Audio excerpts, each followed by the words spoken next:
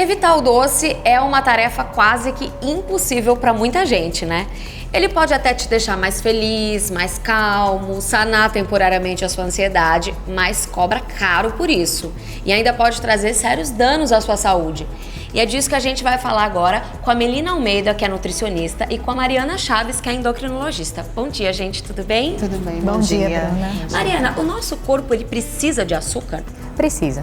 O nosso corpo, ele usa o açúcar como fonte direta de energia. Então, a gente precisa do açúcar para o correto funcionamento do cérebro, do coração, dos órgãos em geral. Mas o que o excesso de açúcar pode fazer no nosso corpo? Que tipo de doença ele pode trazer? Então, o excesso de açúcar no corpo, ele estimula a liberação da insulina. A insulina que vai regular o açúcar no nosso corpo.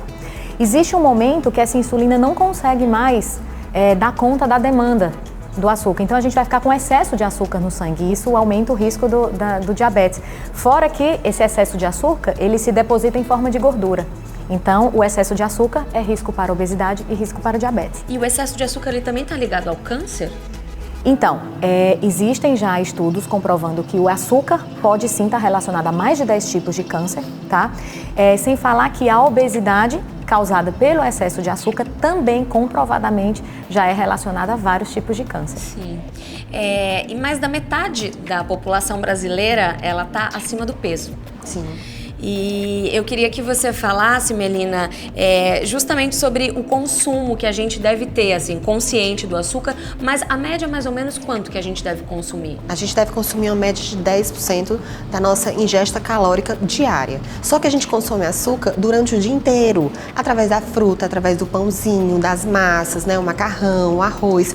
Isso é super importante porque a gente precisa dessa energia. Sim, o problema realmente está nesse excesso. Mas muitas vezes a gente não sabe muito bem como ler o rótulo, né? Não entende a quantidade de açúcar que tem no alimento, né? No rótulo, o que você deve prestar atenção? Primeiro é esses substitutos, né? Esses nomes substitutos dos açúcares e também a ordem. É super importante que ele esteja lá no final dos ingredientes, porque a ordem ela vai ser da maior quantidade do que está no produto para a menor quantidade que está no produto. Sim. Então aquele primeiro ingrediente, às vezes você compra, eu já comprei um chocolate 70%, que o primeiro ingrediente era açúcar. E aqui a gente tem algumas opções para substituir justamente o açúcar refinado quando a gente mesmo colocar no nosso alimento, né? Sim. Eu queria que você falasse um pouquinho de cada um deles. O ideal, Bruna, a gente não consumir, né? Assim, evitar. Mas a gente tem essas opções saudáveis, sim, que é o mel, essa opção mais saudável que a gente tem, né?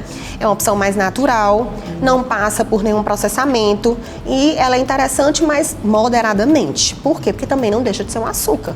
Todos eles, na verdade. Inclusive os adoçantes, porque às vezes a gente acaba de tanto utilizar, acha que ele não adoça e acaba aumentando essa quantidade na hora que vai ingerir um cafezinho, vai tomar um cafezinho ou vai colocar num bolo, enfim. Acaba colocando até mais do que colocaria de açúcar, Sim, né? coloca bem mais. O outro é o açúcar mascavo. O açúcar mascavo é a fonte mais bruta, é o que tem mais nutrientes. E o açúcar de coco. O açúcar de coco é o do índice glicêmico mais baixo. Ele é extraído, né, de uma fibra vegetal.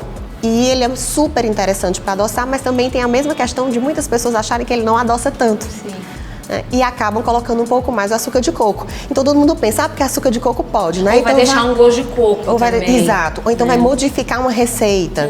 A outra opção seria o xilitol, que esse é o adoçante, né? Que é um dos naturais, que a gente encontra. É natural. Ele é da onde, o xilitol? Ele é do xilose, da xilose. É uma fibra também vegetal. Só que o xilitol, ele faz pico de insulina da mesma maneira. Então, a gente está falando aqui de boas opções de substitutos para o açúcar refinado, que é o que a gente conhece, que é o mais popular, Sim. mas todos, o que eu quero deixar bem claro é a moderação realmente no consumo. Faça rodízios com tanto adoçantes quanto os açúcares e vá desmamando aos poucos. Se você tomava todo dia aquele cafezinho, diminui um pouquinho a quantidade. É o mais difícil a gente mudar os hábitos, né? É verdade. Isso até porque o açúcar, ele está relacionado com a maior produção de serotonina, que é um hormônio que modula nosso humor, dá sensação de prazer. Então, o açúcar, ele funciona como, queira ou não, um modulador do humor. Pois é, né, gente? Muito perigoso, tem que consumir com moderação, né? Obrigada, viu? De nada. De nada.